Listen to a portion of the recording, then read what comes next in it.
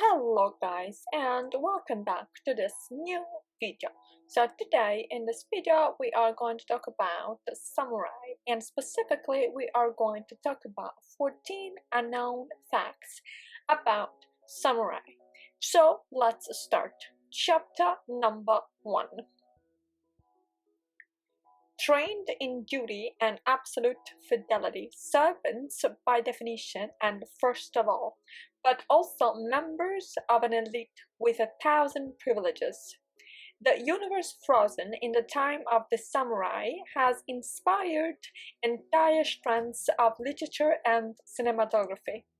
But who were really samurai? Here's their story and various curiosities about the life and death of Japanese warlords. Chapter number 2. Origin of the name samurai. Saburao means to serve. This is where the term samurai comes from. The name of the warrior servants who, starting from the 11th and 12th century, imposed themselves on the Japanese social fabric under the leadership of the shogun, the military dictator who stole power to the emperor, who has become a mostly symbolic figure nowadays. Chapter number 3. Ruthless. In the 12th century, with the Japanese islands returning from a millennium of infighting, samurai stood out for being the faithful servants of the daimyo, the local feudal lords who responded to the shogun. They were a kind of ruthless chivalry, with very different rules from those developed in the Western Middle Ages. Chapter number 4. First the bow, then the sword. The first difference with the Western knights is in the samurai's favorite weapon. Not the katana, the sword, as one might think, but the bow, snubbed by the European cavalry because it wasn't considered that noble.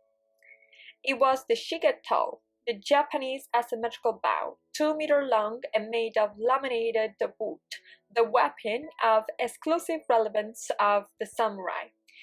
It also fired arrows from 100 meters away, and was held in greater esteem than the sword until the 13th century.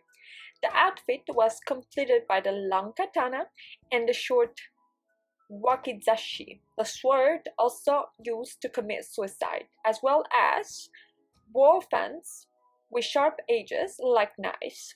For several eras of Japanese history, samurai were the only ones who could carry weapons. Chapter number 5. Forever faithful, even in death. The Japanese warriors lived according to a strict code of behavior, the so-called Bushido, the way of the warrior, which regulated the unique and inseparable relationship between the samurai and his daimyo. Underlining this code was absolute fidelity, a rigid definition of honor, and sacrifice of good individuals in favor of common welfare. This is the ethics underlining the actions of Japanese suicide bombers during the Second World War, and of which there are consequences in some Japanese companies still nowadays. Whenever an offense or serious fault has cracked this relationship, there is always a way to save honor: seppuku or arakiri, ritual suicide. Chapter number 6. Death. Even the extreme gesture of pride and freedom of a samurai followed strictly codified rules. The sacrifice was to be consumed in front of witnesses using the dagger, called tanto, or the short sword wakizashi, making an L cut, which started from the navel and stretched from left to right and then upwards.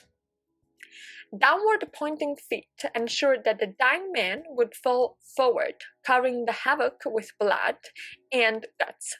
The presence of witnesses in the Kaishakunin, the assistant in charge of finishing the wounded man with a katana blow to the neck, ensured that the victim would not suffer further. The belly was believed to be the seat of the soul. Ripping it open in front of trusted witnesses was equivalent to proving that one was clean. Chapter number 7. Lost Childhood. The training of the offspring of warrior families to become a samurai began at 3 years old. Up to the age of 7, when literacy was completed, one learned not to be afraid of death, to obey one's lord, and to practice exercises for the control of the mind and the body, known as kata. Then he learned to use the bow and arrows, and also he learned to use swords, and swords made of wood and light metal. He learned to ride and fight against imaginary enemies, and he underwent freezing showers under waterfalls or in the snow to temper the body to extreme stimuli. At the age of 12, they also knew how to use arrows and katanas. They started fighting in the rear and even killing. Chapter number 8. Sex and Swords. The bond with the trainers could become very special. In feudal times, sexual practices between men were very normal for samurai warriors. According to the Shudo tradition from Wakashudo, the teenage way, young people spent several years in contact with older men, who, in addition to introducing them to fighting techniques, introduced them to the world of sex. Samurai apprentices then became official lovers in a relationship that was recognized and naturally demanded absolute loyalty. Chapter number 9. Sex and Samurai Women. In a society so imbued with masculine ideals, there was no room for love.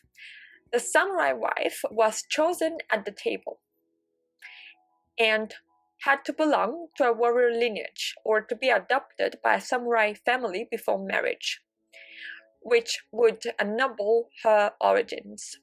However, samurai wives had a privilege, so to speak.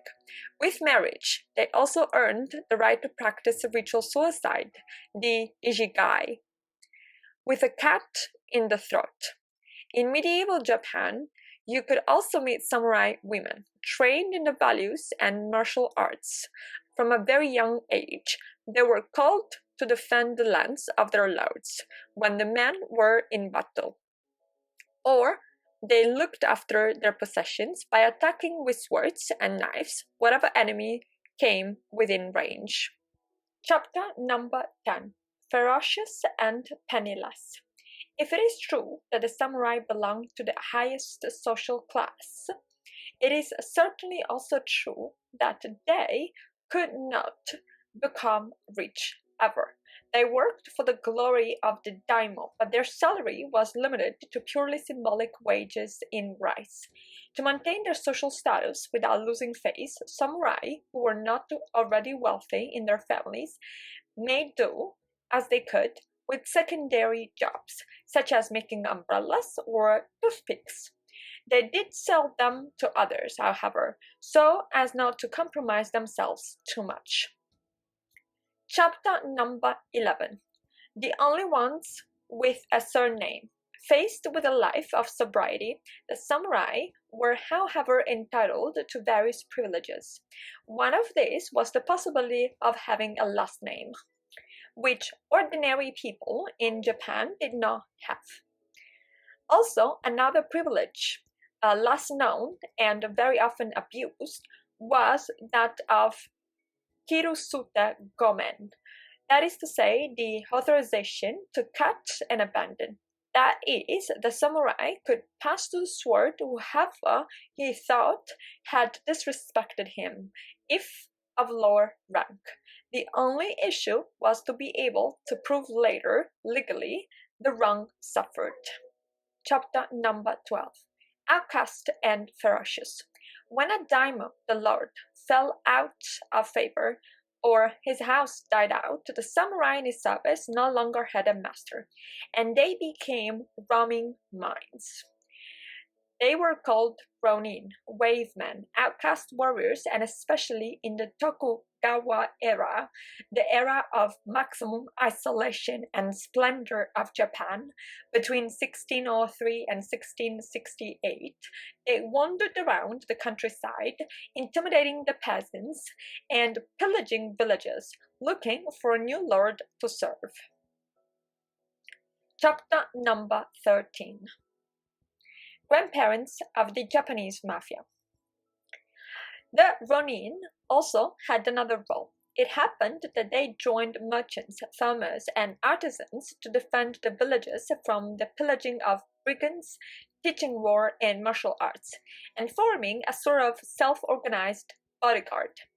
It is thought that this kind of private police may be at the origin of Yakuza, the modern Japanese mafia whose affiliates have in common with the samurai a strong sense of belonging to the clans and absolute loyalty to their boss. Chapter number 15. The End.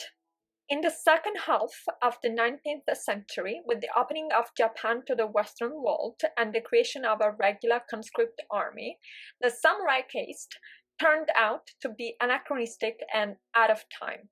Two laws under the Meiji Emperor marked the end of the samurai. One, Danpatsurei Edict, forced warrior servants to give up the pigtail and wear Western hair.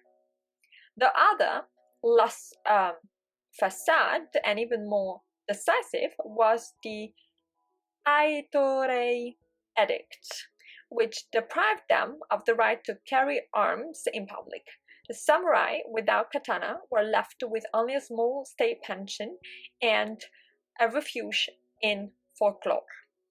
With that being said, though, guys, we are also at the end of our video. So let us know your comments.